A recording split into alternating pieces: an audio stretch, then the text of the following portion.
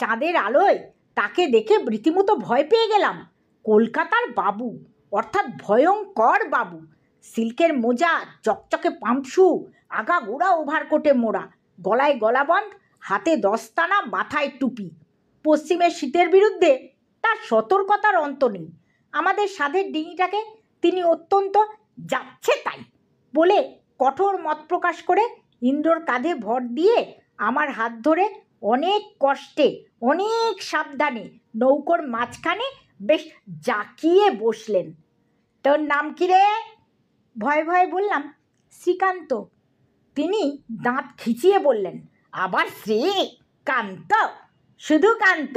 নে তামাক সাজ। ইন্দ্র, হুকোকলকে রাখলি কোথায়? ছোড়াটাকে দে তো, তামাক সাজুক। ওরে বাবা, মানুষ চাকরকেও তো এমন বিকট ভঙ্গি করে আদেশ করে না। ইন্দ্র অপ্রতিভ হয়ে বলল, শ্রীকান্ত, তুই এসে একটু হাল ধর, আমি তামাক সাজছি। আমি তার জবাব না দিয়ে তামাক সাজতে লেগে গেলাম। কারণ তিনি ইন্দ্রর মাস্তুতো ভাই, কলকাতার অধিবাসী এবং সম্প্রতি এলে পাশ করেছেন। কিন্তু মনটা আমার বিগড়ে গেল। তামাক সেজে হুকো হাতে দিতে তিনি প্রসন্ন মুখে টানতে টানতে প্রশ্ন করলেন, তুই থাকিস কোথায় রে কান্তে? তোর গায়ে ওটা কালোপানা কী রে?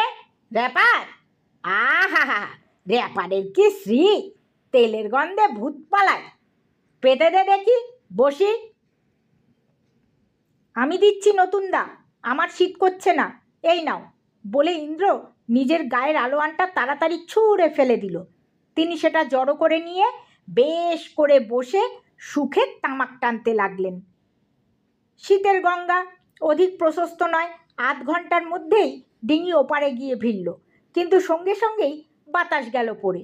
ইন্দ্র ব্যাকুল হয়ে বলল, নতুনদা, এ যে ভারী মুশকিল হলো, হাওয়া পড়ে গেল, আর তো পাল চলবে না।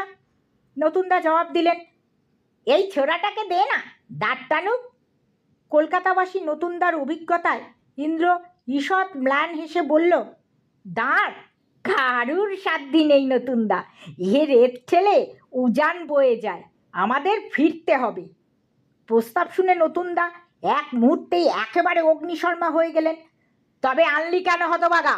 যেমন করে হোক তোকে পৌঁছে দিতেই হবে। আমার থিয়েটারে হারমোনিয়াম বাজাতেই হবে, তারা বিশেষ করে ধরেছে। ইন্দ্র বলল, তাদের বাজাবার লোক আছে নতুনদা, তুমি না গেলেও আটকাবে না। না, আটকাবে না, এই মেরুর দেশের ছেলেরা বাজাবে হারমোনিয়াম। চল, যেমন করে পারিস নিয়ে চল। আমি আস্তে আস্তে বললাম, ইন্দ্র,